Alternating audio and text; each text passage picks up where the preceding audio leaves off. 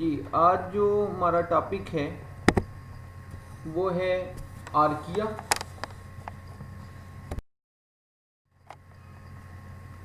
अब सबसे पहले इसकी इंट्रोडक्शन की बात करते हैं।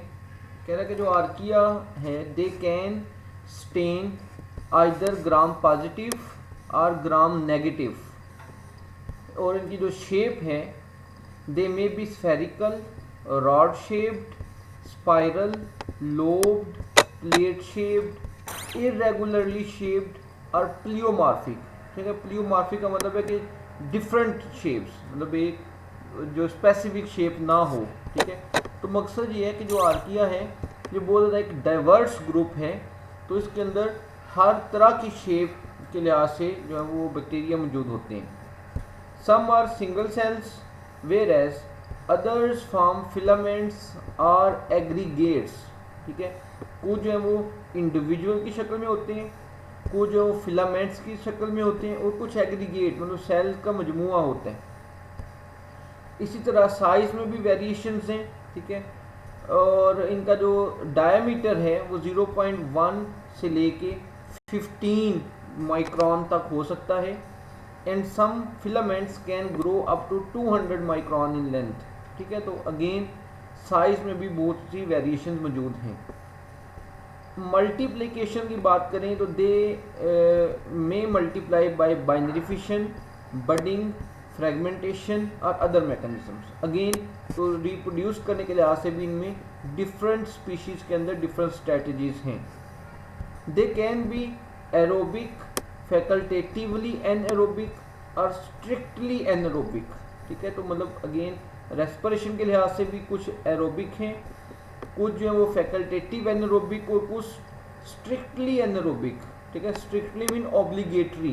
ठीक है, फैकल्टेटिव का मतलब होता है कि ऑक्सीजन मिल जाए तब भी ठीक है, ना मिल जाए तब भी ठीक है, और जो स्ट्रिक्टली का मतलब है ऑब्लिगेटरी कि वो ऑक्सीजन की मौजूदगी में ग्रो ही नहीं करेंगे। ठीक है, वो मुकम्मल एनारोब्स हैं। न्यूट्रिशनली अगर बात करें तो कह रहा है कि दे रेंज फ्रॉम कीमोलिथो ऑटोट्राफ्स टू ऑर्गेनोट्राफ्स। ठीक है, तो अगेन इसमें भी वेरिएशंस हैं। कुछ जो है वो केमिकल्स जो हैं जो कीमियोस्मोसिस के ज़रिए जो है वो अपना न्यूट्रिशन हासिल करते हैं और ऑटोट्राफिक होते हैं, और कुछ जो है वो ऑर्गेनोट्राफ्स हैं, मतलब ऑर्गेनिक मैटर से फूड लेते हैं। Some are मीजोफाइल्स। मीजोफाइल्स जो हम पहले पढ़ चुके हुए हैं कि वो एवरेज टेम्परेचर पे, ठीक है, वो जो मिडल टेम्परेचर है उसको पसंद करते हैं, वहाँ पे वो रहते हैं। अदर्स आर हाइपर थर्मोफाइल्स, कुछ जो एक्सट्रीम टेम्परेचर पे रहते हैं, that can grow above 100 degree. Archaea often are found in extreme aquatic and terrestrial habitats. ठीक है, मतलब जहाँ पे जो एक्सट्रीम इन्वायरमेंटल कंडीशन है, जैसे टेम्परेचर हाई हो गया, ठीक है, फिर ऑक्सीजन बिल्कुल ना हो, एनारोबिक कंडीशन हो बिल्कुल, ठीक है, सलाइनिटी में बहुत ज़्यादा हो, मतलब वहाँ पे हाइपर सलाइन कंडीशंस हो, हाई टेम्परेचर हो, या बहुत ज़्यादा टेम्परेचर लो हो, कोल्ड इन्वायरमेंट, तो बहुत से जो बैक्टीरिया हैं आर्किया ग्रुप से ताल्लुक़ रखने वाले वो एक्सट्रीम कंडीशंस में मौजूद होते हैं। A few are symbionts in animal digestive systems, तो कुछ जो है इनमें से वो एनिमल्स की बॉडी के अंदर सिम्बियोटिक रिलेशनशिप में मौजूद होते हैं। अब उसकी भी नौइयत में डिफरेंट नौइयत की सिम्बियोसिस हो सकती है, कुछ जो है वो डिजीज़ काजिंग होंगे, कुछ म्यूचुअलिस्टिंग होंगे। ठीक है ना, तो इनमें भी फिर वेरिएशन है सिम्बियोटिक एसोसिएशन में भी। अब बात करते हैं आर्कियल सेल वॉल्स, इनकी जो सेल वॉल है। कह रहे although archaea can stain either gram positive और gram negative depending on the thickness and mass of the cell wall, their wall structure and chemistry differ from that of the bacteria। क्या जो archaea हैं इनकी जो cell wall है या तो ये ग्राम पॉजिटिव होते हैं या ग्राम नेगेटिव, वो हमें पता है कि वो सेल वॉल की कंपोजिशन पे डिपेंड करती है कि ग्राम स्टेनिंग प्रॉपर्टीज़ जो हैं वो उनकी सेल वॉल की कंपोजिशन पे डिपेंड करती हैं। ठीक है, लेकिन वो कह रहे हैं कि जो उनकी जो अगर हम इनको बैक्टीरिया से कंपेयर करें तो आर्किया की जो सेल वॉल है वो केमिकली और स्ट्रक्चरली बैक्टीरिया की जो सेल वॉल है उससे वो डिफरेंट है। Many gram positive archaea have a wall with a single thick homogeneous layer resembling that in gram positive bacteria and thus stain gram positive। तो कह रहे हैं कि जो ग्राम पॉजिटिव आर्किया हैं उनकी जो सेल वॉल है, ठीक है, वो ग्राम पॉजिटिव बैक्टीरिया से मिलती जुलती है और उसी तरह वो भी होमोजीनियस लेयर से बनी हुई है, मतलब उस केमिकली एक तरह के ही मॉलिक्यूल से बनी है। और इसी वजह से जब इसको ग्राम स्टेनिंग करते हैं तो ये ग्राम पॉजिटिव वाली ही प्रॉपर्टीज़ जो हैं वो देते हैं। ग्राम नेगेटिव जो आर्किया हैं they lack the outer membrane and complex peptidoglycan network और sacculus of gram negative bacteria. अब फ़र्क है ग्राम नेगेटिव जो आर्किया में और ग्राम नेगेटिव बैक्टीरिया में कि ग्राम नेगेटिव आर्किया जो हैं उनकी आउटर मेम्ब्रेन और पेप्टाइडोग्लाइकन नहीं होती, ठीक है, जो कि ग्राम नेगेटिव बैक्टीरिया में होता है। तो ये डिफरेंस है। Instead, they usually have a surface layer of protein or glycoprotein subunits। तो वो पेप्टाइडोग्लाइकन या आउटर मेम्ब्रेन की जगह पे ग्राम नेगेटिव आर्किया की जो सेल वॉल है, ठीक है, उसकी सरफेस पर प्रोटीन और ग्लाइकोप्रोटीन के सब यूनिट्स होते हैं, ठीक है। तो ये एक लिहाज से डिफरेंस भी हुआ ग्राम नेगेटिव आर्किया और ग्राम नेगेटिव बैक्टीरिया में। नेक्स्ट जो है all archaea resist attack by lysozyme और beta lactam antibiotics such as penicillin. तो कह रहा है कि जो आर्किया हैं इनमें रेजिस्टेंस भी पाई जाती है, ठीक है, एंटीबायोटिक्स के अगेंस्ट। तो वो किस तरह से? इंजाइम्स की मदद से, ठीक है। तो उनमें जो लाइसोजाइम इंजाइम हैं या बीटा लैक्टम इंजाइम्स हैं, तो ये जो इंजाइम्स जो हैं ये एंटीबायोटिक्स के अगेंस्ट इनकी प्रोटेक्शन करते हैं, को रेजिस्टेंट बनाते हैं। Gram positive archaea can have a variety of complex polymers in their wall while gram negative bacteria have a layer of protein or glycoprotein outside their plasma membrane। ठीक है, तो variations हैं। Gram positive की जो wall है उसमें different complex polymer हो सकते हैं, ग्राम नेगेटिव की जो वॉल है उसमें प्रोटीन और ग्लाइकोप्रोटीन होगी। The layer may be as thick as 20 to 40 nanometre. ठीक है, जो आउटर लेयर है इनकी जो सेल वॉल है 20 to 40 नैनोमीटर तक हो सकती है। Sometimes there are two layers, a sheet surrounding an electron dense layer। तो कह रहा है कि बाज़ औक़ात इनमें डबल लेयर पाई जाती है। ठीक है, जो दूसरी लेयर है वो शीट कहलाती है, और वो जो शीट है वो इलेक्ट्रॉन डेंस लेयर, जो मतलब पहले वाली लेयर, एक लेयर में इलेक्ट्रॉन ज़्यादा हैं, ठीक है, और उसको कवर करने की दूसरी लेयर है उसको शीट कहते हैं। ठीक है, और वो इलेक्ट्रॉन डेंस लेयर को कवर करती है। Some methanogens have glycoproteins in their walls।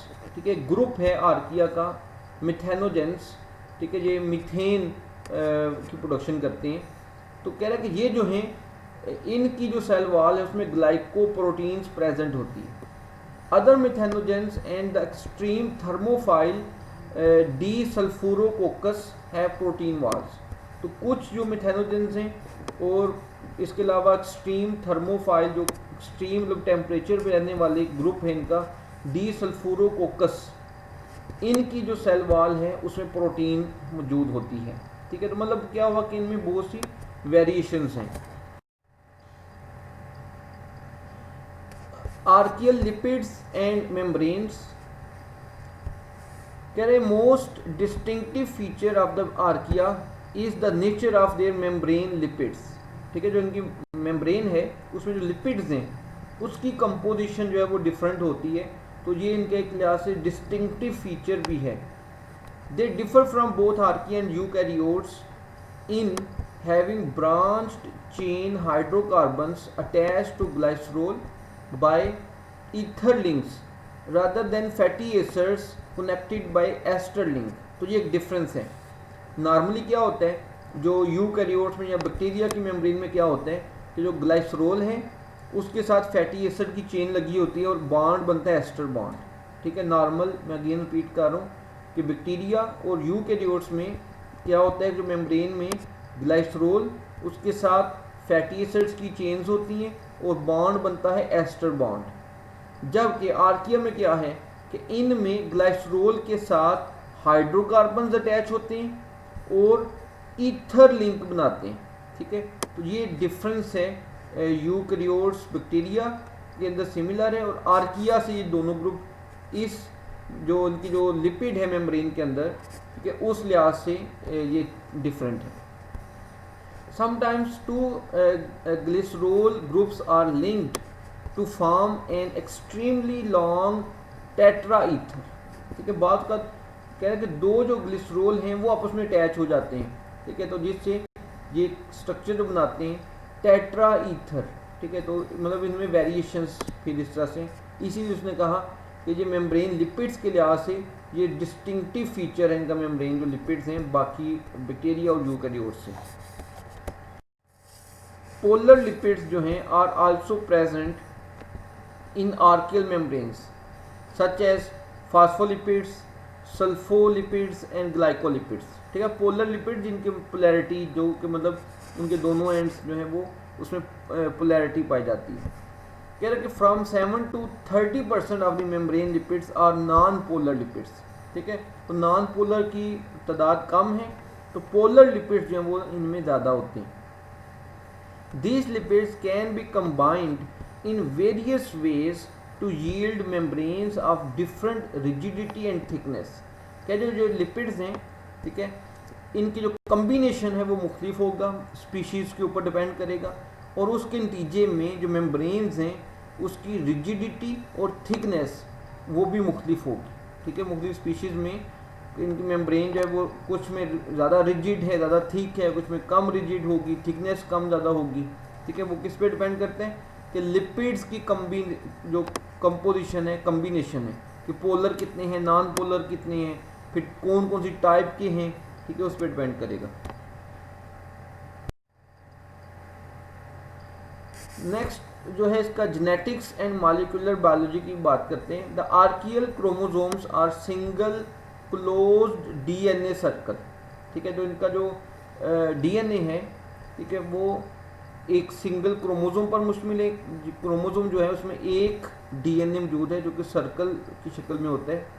The genomes of some archaeans are significantly smaller than the normal bacteria.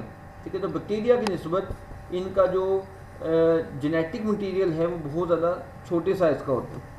The variation in GC content is great from about 21 to 68%। ठीक है, again GC content हमने पढ़ा था कि ये भी इनमें variable है उसकी तादाद, कुछ स्पीशीज़ में 21% से लेके और मैक्सिमम 68% तक हो सकता है। आर्किया है फ्यू प्लाज्मिड्स, इनमें प्लाज्मिड्स भी होते हैं जिनकी तादाद कम है। द आर्कियान एक स्पीशीज है इसकी, मिथेनोकोकस जेनेस्काई has 56% of its 1738 genes are unlike those in bacteria and eukaryotes। तो ये जो स्पीशीज़ है कह रहा है कि इसके जो 56% जो इसमें जीन्स हैं वो बैक्टीरिया और यूकैरियोट्स से मुख्तलिफ हैं। इसका मतलब क्या है कि ये जो स्पीशी आर्किया की, इसके जो जीन्स हैं वो बैक्टीरिया और यूकैरियोट से बहुत मुख्तलिफ हैं। तो बताना वो ये चाह रहे हैं कि आर्किया जो हैं वो बैक्टीरिया और यूकैरियोट से बहुत मुख्तलिफ हैं। ठीक है, तो एक स्पीशीज़ में सिर्फ आप देख सकते हैं कि 56% जो जीन्स हैं वो यूनिक हैं, वो ना तो बैक्टीरिया में पाए जाते हैं ना यूकैरियोट्स में पाए जाते हैं। Archaeal messenger RNA appear similar to that of bacteria rather than to eukaryotic messenger RNA. तो उसका जो मैसेंजर आरएनए है वो बैक्टीरिया से मिलता जुलता है यूकैरियोट्स की निस्बत। हालांकि हम ये जानते हैं कि आर्किया और यूकैरियोट्स में सिमिलैरिटीज ज़्यादा हैं बैक्टीरिया की निस्बत, क्योंकि आर्किया और बैक्टीरिया जो दो ग्रुप्स हैं ये पहले एक दूसरे से अलग हो गए थे। यूकैरियोट्स आर्किया से बाद में अलग हुए हैं, और अकॉर्डिंग टू टेक्सानोमी कि जो ग्रुप रिसेंटली अलग हुआ हो उसमें डिफरेंसेस कम होते हैं। तो यूकैरियोट्स और आर्किया में अदरवाइज डिफरेंसेस कम हैं as compared to bacteria and archaea, लेकिन इस मामले में जो है वो आर्किया और बैक्टीरिया में सिमिलैरिटी है। कि आर्किया का मैसेंजर आरएनए और बैक्टीरिया का मैसेंजर आरएनए काफ़ी मिलता जुलता है। Archaeal promoters are similar to those in bacteria. Again जो जीन्स में जो प्रमोटर रीजन है, ठीक है, प्रमोटर रीजन हमें पता है कि जहाँ पे आके जो पॉलीमरेज एंजाइम ने आके बाइंड होना करना होता है, उसको रिकग्नाइज करना होता है, उस रीजन को प्रमोटर रीजन कहते हैं जीन के। तो आर्किया का जो प्रमोटर रीजन है वो बैक्टीरिया से मिलता जुलता है। The archaeal initiator transfer RNA carries methionine as does the eukaryotic initiator transfer RNA. ये यूकैरियोट से अब इनकी सिमिलैरिटी है। जिस तरह यूकैरियोट्स का जो ट्रांसफर आरएनए है वो पहला जो अमीनो एसिड है वो मिथ्योनिन होता है उनमें, ठीक है। इनिशिएटर ट्रांसफर आरएनए को कहा कि जो पहला अमीनो एसिड लगता है जब प्रोटीन सिंथेसिस होती है तो वो मिथ्योनिन होता है। आर्किया में भी सेम है और यूकैरियोट्स में भी। इसी तरह archaeal DNA dependent RNA polymerases resemble the eukaryotic enzymes not the bacterial RNA polymerases. तो आरएनए पॉलीमरेजेस जो है आर्किया के यूकैरियोट से ज़्यादा सिमिलर हैं बैक्टीरिया की निस्बत, ठीक है। तो मकसद ये है कि कुछ करैक्टर्स इसके बैक्टीरिया से मिलते जुलते हैं और कुछ जो हैं वो इसके यूकैरियोट से ज़्यादा सिमिलर हैं। नेक्स्ट इसका मेटाबॉलिज्म है। Some archaea are organotrophs, others are autotrophic. A few even carry out an unusual form of photosynthesis. तो मकसद है कि इसमें भी वेरिएशन हैं। कुछ जो वो ऑर्गेनिक मैटर से फूड हासिल करते हैं, कुछ ऑटोट्रॉफिक है और कुछ में फोटोसिंथेसिस है, लेकिन वो नॉर्मल फोटोसिंथेसिस नहीं है, वो डिफरेंट है। Archaeal carbohydrate metabolism is best understood. The enzyme 6-phosphofructokinase has not been found in archaea and they do not appear to degrade glucose। ठीक है, तो ये इनका करैक्टर है, ये ग्लूकोज को डिग्रेड नहीं कर सकते और इनमें ये 6-phosphofructokinase एंजाइम जो कि यूकैरियोट्स में कॉमन है, इनमें नहीं पाया जाता।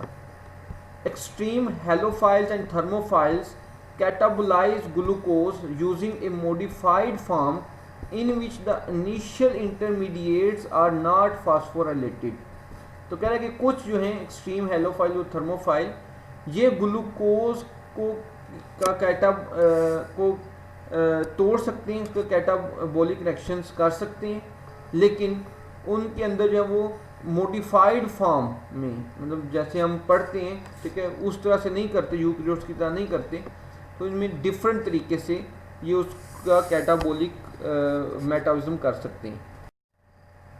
All archaea that have been studied can oxidize pyruvate to acetyl coenzyme A। ठीक है, तो ये भी इनका सिमिलर कैरेक्टर है कि ये पायरोवेट से एसिटाइल कोएंजाइम A बना सकते हैं। They lack the pyruvate dehydrogenase complex present in eukaryotes and respiratory bacteria and use the enzyme pyruvate oxidoreductase for this purpose. तो इनमें पायरोवेट डीहाइड्रोजिनेज एंजाइम नहीं होता जो कि यूकैरियोट्स में पाया जाता है, एंड जो रेस्पिरेटरी बैक्टीरिया में भी ये पाए जाते हैं, यूकैरियोट्स में भी पाया जाता है, लेकिन इनमें नहीं होता। कह रहा कि ये उसकी जगह पे एक और एंजाइम यूज़ करते हैं, किसकी जगह पे, पायरोवेट डीहाइड्रोजिनेज की जगह पे। कौन सा एंजाइम यूज़ करते हैं, पायरोवेट ऑक्सीडोरिडक्टेज, ठीक है। तो ये पायरोवेट डीहाइड्रोजिनेज की जगह पे ये यूज़ करते हैं। फिर halophiles and extreme thermophile, thermoplasma एक इसका ग्रुप है, do seem to have a functional tricarboxylic acid cycle. ठीक है, तो इसके अंदर क्या है कि ट्राइकार्बोक्सिलिक एसिड साइकिल जो मौजूद है। No methanogen has yet been found with a complete tricarboxylic acid cycle. और इसी आर्किया के ग्रुप है मिथेनोजेंस जो हैं। तो मिथेनोजेंस जो आर्किया हैं उनमें ये ट्राइकार्बोक्सिलिक एसिड साइकिल नहीं होता, लेकिन थर्मोप्लाज्मा के अंदर है। तो इसका मकसद है कि कुछ आर्किया में ट्राइकार्बोक्सिलिक एसिड साइकिल प्रेजेंट है, कुछ के अंदर नहीं है। कह रहे कि preliminary data suggests that the synthetic pathways for amino acids, purines and pyrimidines are similar to those in other organisms. ठीक है, तो कह रहा है कि इनके अंदर भी अमाइनो एसिड, प्यूरिन और पायरिमिडाइन जो हैं, मतलब जो न्यूक्लियोटाइड्स हैं, ठीक है, उनकी जो सिंथेसिस है वो भी सेम है जैसे कि बाकी ऑर्गेनिजम्स के अंदर होती है। फिर इनके अंदर एक टर्म है autotrophy. Autotrophy is wide spread among the methanogens and extreme thermophiles. मतलब ऑटोट्रॉफिक जो हैं इनमें कौन से हैं कि जो मिथेनोजन हैं और एक्सट्रीम थर्मोफाइल जो हैं उनके अंदर वो ऑटोट्रॉफी जो कॉमन है। उसके बाद इनकी टेक्सोनोमी जो है, the first edition of Burgess manual divided the archaea into 5 major groups based on physiological and morphological differences। ठीक है, हमने जो पढ़ा था बर्गेस मैनुअल का जो फर्स्ट एडिशन है उसमें आर्किया को 5 ग्रुप्स में डिवाइड किए जाते हैं। While on the basis of ribosomal RNA data, the second edition of Burgess manual will divide the archaea into phyla Euryarchaeota and Crenarchaeota। ठीक है, जबकि जो सेकेंड एडिशन है उसमें इस आर्किया को 2 फाइलम में डिवाइड किया जाता है, फाइलम यूरियार्कियोटा और फाइलम क्रेनआर्कियोटा। द यूरियार्कियोटा जो हैं they are given this name because they occupy many different ecological niches and have a variety of metabolic patterns. ठीक है, तो इसमें कहते हैं कि बहुत ज़्यादा वेरिएशंस हैं, ठीक है, और ये मुख्तलिफ हैबिटेट्स में पाए जाते हैं और उनमें मुख्तलिफ मेटाबॉलिक पैटर्न्स हैं, इसलिए इनको यूरियार्कियोटा कहा जाता है। The phylum Euryarchaeota is very diverse with 7 classes. इसकी 7 क्लासेस हैं, मिथेनोबैक्टीरिया, मिथेनोकोक्साई, हेलोबैक्टीरिया, थर्मोप्लाज्मेटा, थर्मोकोक्साई, आर्कियोग्लोबी एंड मिथेनोपायरी। तो ये 7 जो हैं इनकी क्लासेस हैं और इनको आगे से 9 ऑर्डर्स में और 15 फैमिलीज़ में जो है डिवाइड किया जाता है इस फाइलम को, फाइलम यूरियार्कियोटा को। जबकि जो दूसरा इसका जो फाइलम है, the crenarchaeotes are thought to resemble the ancestor of archaea. ठीक है, तो क्रेनआर्कियोट्स को मतलब ख्याल है कि ये इनमें ज़्यादा चेंज नहीं आई, इंसेस्टर से ज़्यादा मिलते जुलते हैं। And almost all the well characterize species are thermophiles और हाइपर थर्मोफाइल्स। इसमें मतलब एक्सट्रीम टेम्परेचर पे रहने वाली स्पीशीज पाई जाती हैं जो कि थर्मोफाइल या हाइपर थर्मोफाइल्स होती हैं। The phylum Crenarchaeota is divided into 1 class that is Thermoprotei and 3 orders. तो इस फाइलम में एक ही क्लास है और 3 ऑर्डर हैं। द ऑर्डर थर्मोप्रोटिएल्स, इसका एक ऑर्डर है, contain gram negative anaerobic to facultative hyper thermophilic rods. तो उसमें रॉड शेप के ग्राम नेगेटिव, ठीक है, एनएरोबिक होते हैं ज़्यादातर, ठीक है, कुछ जो फैकल्टेटिव एनएरोबिक हैं, ठीक है, ज़्यादातर तो ऑब्लिगेटरी हैं, ठीक है, और कुछ फैकल्टेटिव हैं। फैकल्टेटिव पहले बात की कि जिनको मिल जाए ऑक्सीजन तब भी वो सर्वाइव कर जाते हैं, और हाइपर थर्मोफिलिक हैं, मतलब एक्सट्रीम टेम्परेचर पे रहते हैं, रॉड शेप के। They often grow chemolitho autotrophically by reducing sulfur to hydrogen sulfide. ठीक है, तो ये सल्फर को रिड्यूस करते हैं, हाइड्रोजन सल्फाइड में कन्वर्ट करते हैं और इस दौरान जो है वो उससे ऑर्गेनिक मैटर हासिल करते हैं और एनर्जी हासिल करते हैं। Members of the order Sulfolobales are coccus shape thermo acidophiles. दूसरा जो ऑर्डर है सल्फोबोलोबेल्स जो हैं ये कोकस शेप्ड होते हैं, गोल होते हैं, और ये किस कंडीशन में रहते हैं जी, एक्सट्रीम टेम्परेचर थर्मो एसिडोफाइल और एसिडिक कंडीशन में। ठीक है, टेम्परेचर भी ज़्यादा हो और कंडीशन भी एसिडिक हो। तीसरा जो ऑर्डर है the order Desulfurococcales contains gram negative coccoid और डिस्क शेप्ड हाइपर थर्मोफाइल्स। ठीक है, इनमें ग्राम नेगेटिव कोकाइड तकरीबन गोल होते हैं या डिस्क शेप्ड होते हैं और ये भी हाइपर थर्मोफाइल्स हैं। They grow either chemolithotrophically by hydrogen oxidation और ऑर्गेनोट्रॉपिकली बाय आइदर फर्मेंटेशन और respiration with sulfur as electron acceptor. ठीक है, तो ये भी कहना है कि कीमोलिथोट्रॉफिकली ये ग्रो करते हैं और हाइड्रोजन की ऑक्सीडेशन करके, या ऑर्गेनोट्रॉपिकली ग्रो करते हैं, फर्मेंटेशन या रेस्पिरेशन करते हैं सल्फर के जरिए। The taxonomy of both phyla will undoubtedly undergo further revisions as more organisms are discovered। तो कह रहा है कि जो इसमें एडवांसमेंट होगी, नए स्पीशीज डिस्कवर होंगी, कैरेक्टर को स्टडी किया जाएगा, तो इसकी जो क्लासिफिकेशन है उसमें रिवीजन भी ज़ाहिर है फ्यूचर में होगी। हो सकता है नया कोई फाइलम ऐड किया जाए या कि क्लासेस कोई ऐड की जाए। ठीक है, तो क्लासिफिकेशन जो है वो रिव्यू होगी फ्यूचर में, जो इसके अंदर जो है वो एडवांसमेंट होगी, नई जो है वो रिसर्च होगी।